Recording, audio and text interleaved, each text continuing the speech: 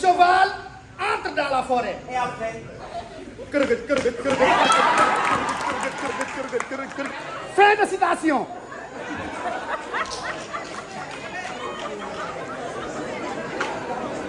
Voilà, on dirait que tu écoutes par ici et tu entends par là.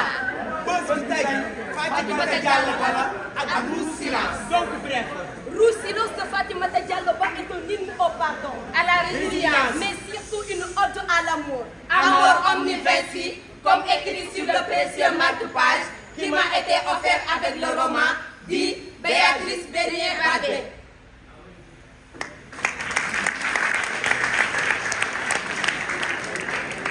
Jamais je ne t'abandonnerai, Marie.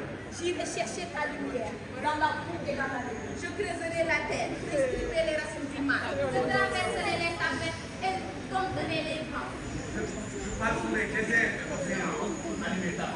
J'apprendrai tous les langages, Je convoquerai les morts afin qu'ils purifient.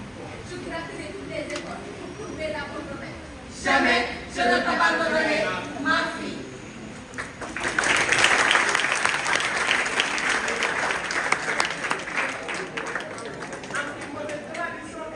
Référence philosophique et religieuse.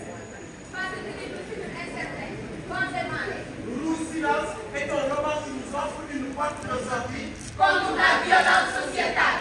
moo tax ma ni Fatimata Diallo Ba. sa liggéey rafet na set na te am na design mention spéciale kenn du la wax chapeau waaye musoor kaala yokku ba yëg ko.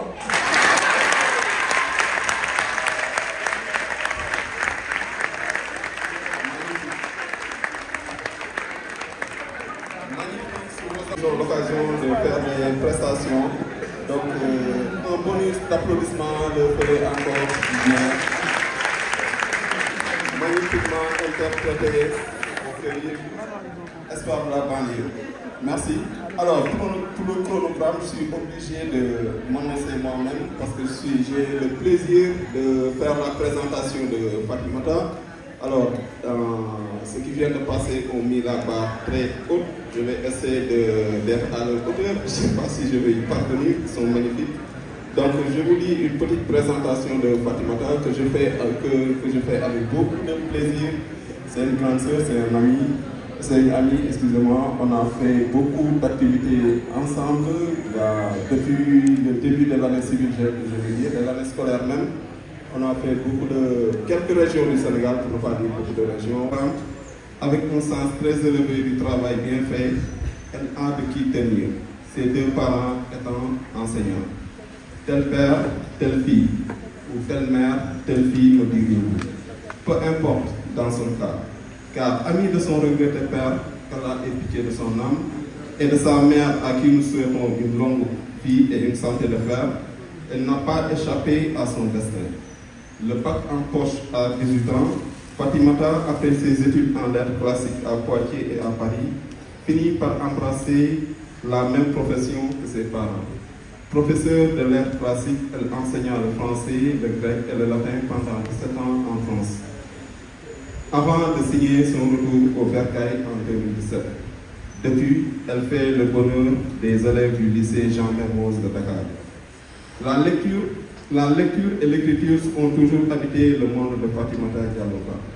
Petite déjà, au dire de sa mère, pour soulager son esprit en perpétuelle ébullition, elle confiait à tout support susceptible de les accueillir ses rêves, ses angoisses et ses folies.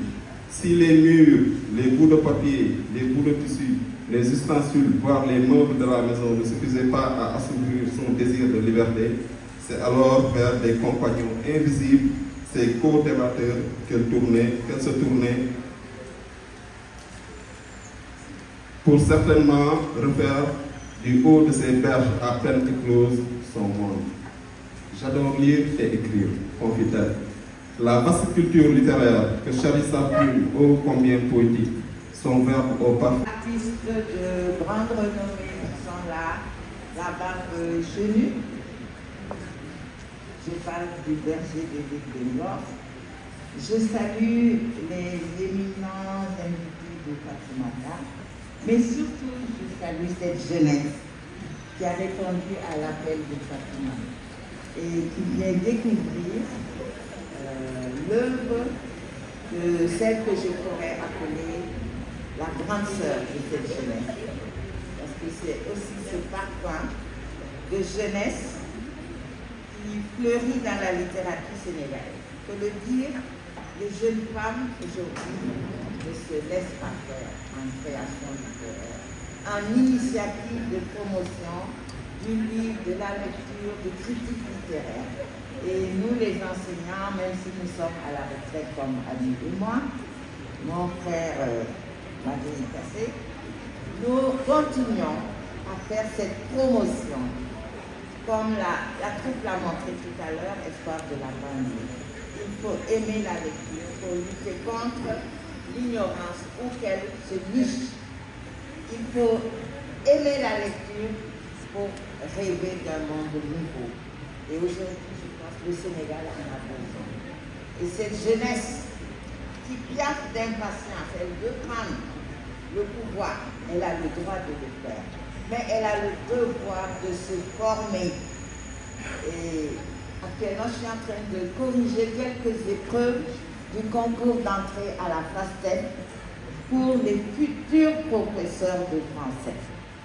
Et avant d'arriver là, je disais au chef du département de français qui a corrigé 800 copies, mais n'est pas sûr d'avoir 20 moyennes. Il faut dire que l'heure est grave.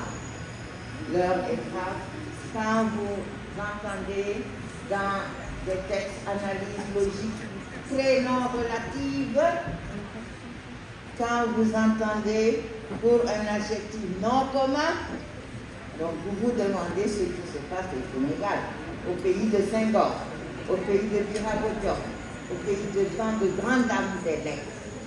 Donc, je crois qu'il faut que la jeunesse elle-même comprenne que c'est elle qui doit se former, continuer à prolonger ce que les enseignants, les parents lui disent dans les classes, dans les cérémonies.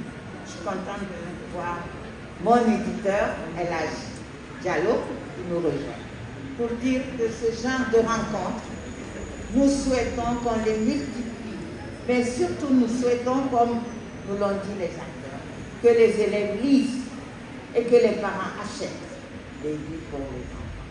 Fatima, je crois que tu es sur la bonne voie. Elle accompagne ces deux bébés. Attention, c'est grand frère et petit frère ou chinois. Quand vous allez découvrir les deux livres, vous allez vous poser beaucoup de questions. Et donc, votre curiosité, nous vous la rendons. Allez vite dévorer le livre. Merci. Merci beaucoup, professeur. Annie, je reviens à vous allez prendre la parole après quand on ouvrira les débats. Mais ce que je vais faire une petite entorse au chronogramme, de passer la parole à Fatimata.